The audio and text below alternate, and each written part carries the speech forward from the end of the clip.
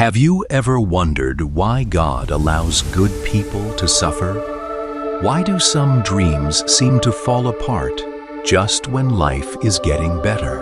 The story of Joseph reminds us that God is always working behind the scenes, even when we can't see it. Joseph was Jacob's favorite son, and his father gave him a beautiful robe. But this special treatment made his brothers jealous. When Joseph shared dreams that one day his family would bow before him, their jealousy turned into hatred. One day, while Joseph visited his brothers, they threw him into a pit and sold him to traveling merchants for 20 pieces of silver. Imagine the pain of being rejected by your own family. It would have been easy to think God had abandoned him, but the Bible says the Lord was with Joseph. In Egypt, Joseph became a servant in the house of Potiphar. Because he worked faithfully, he earned his master's trust. Then, everything changed again. Potiphar's wife falsely accused Joseph of a crime he didn't commit, and he was thrown into prison. Joseph had done the right thing, yet he still suffered. Many people would have become bitter or lost hope.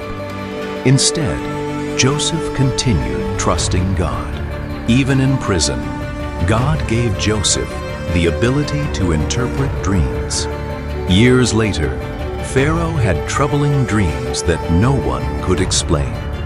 Joseph was called before the king and, with God's wisdom, explained that Egypt would experience 7 years of plenty, followed by 7 years of famine. Pharaoh was so impressed that he made Joseph second in command over all of Egypt. The young man who had once been betrayed and sold as a slave was now one of the most powerful leaders in the world. When famine spread across the land, Joseph's brothers came to Egypt looking for food.